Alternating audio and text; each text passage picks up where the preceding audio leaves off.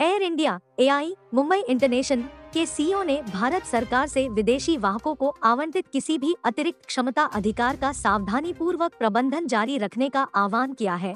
यह तर्क देते हुए कि स्थानीय एयरलाइनों को पहले बढ़ने और अधिक प्रभावी प्रतिस्पर्धी बनने का मौका चाहिए।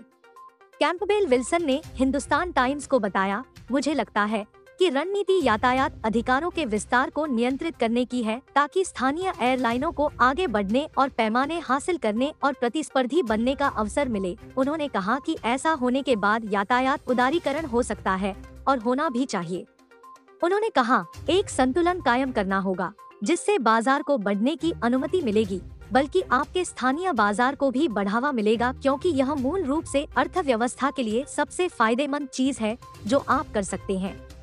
विचार भारतीय विमानन का समर्थन करना है। मुझे लगता है कि भारतीय विमानन के विकास के साथ साथ भारतीय व्यापार और अंतर्राष्ट्रीय कनेक्टिविटी के लिए यह सही काम है। कई विदेशी ऑपरेटर भारत के अंदर और बाहर नए या अतिरिक्त ट्रैफिक अधिकार की मांग कर रहे हैं। हालांकि भारत सरकार ने पहले स्थानीय विमानन क्षेत्र को बढ़ावा देने के इच्छुक होने के कारण उन्हें अनुदान देने से इनकार कर दिया है। विल्सन ने विशेष रूप से खाड़ी एयरलाइंस द्वारा उत्पन्न खतरे का आह्वान किया, जो बड़ी मात्रा में छठी स्वतंत्रता यातायात ले जाती है। सीएच विमानन क्षमता डेटा के अनुसार 85 एयरलाइंस भारत के अंदर और बाहर निर्धारित यात्री उड़ानें प्रदान करती हैं। शीर्ष 10 वाहक कुल साप्ताहिक सीट क्षमता का 62.15% प्रदान करते हैं।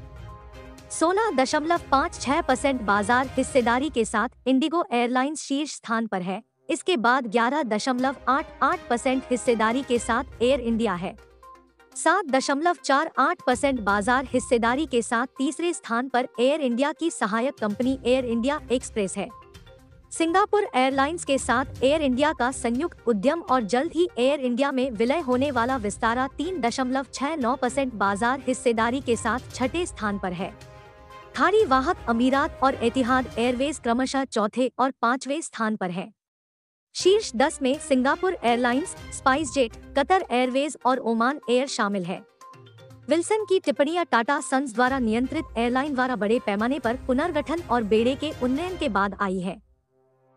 वर्तमान में यह 131 विमानों का संचालन करता है, लेकिन ऑर्डर पर 497 विमान है। इन विमानों के पूर्ण पूरक आने से पहले एयर इंडिया की बाजार हिस्सेदारी तब बढ़ेगी जब वह 2024 में होने वाले विस्तारा विलय को बंद कर देगी। टाटा के कम लागत वाले वाहक हितों द्वारा आयोजित बाजार हिस्सेदारी को जोड़ने पर संयुक्त टाटा नियंत्रित एयरलाइंस पहले से ही हावी है। भारत से आने जाने के मार्ग जब कच्ची सीट क्षमता संख्याओं पर मापे जाते हैं। बहरहाल, विल्सन ने एमिरेट्स जैसे वाहकों पर प्रकाश डाला, यह बताते हुए कि एमिरेट्स भारत के अंदर और बाहर 60% से 70% ट्रैफिक दुबई से परे बंदरगाहों से करता है। ये लोग कहीं और उड़ान भर रहे हैं जहां भारतीय वाहक लोगों को ले जा सकें। अमीरात भारत के अंदर और बाहर अपनी साप्ताहिक क्षमता 50,000 सीटों तक बढ़ाना चाहता है, एक अनुरोध जिसे भारत सरकार ने अभी तक मंजूरी नहीं दी है। अमीरात के अध्यक्ष टिम क्लार्क ने तर्क दिया है कि अतिरिक्त क्षमता से भारतीय अर्थव्यवस्था में मूल्य वृद्धि होगी। IATA के महानिदेशक विली वॉल्श का मानना है कि विदेशी वाहक पहुंच पर भारत सरकार की स्थिति पुराने संरक्षणवादी भारत की याद दिलाती है।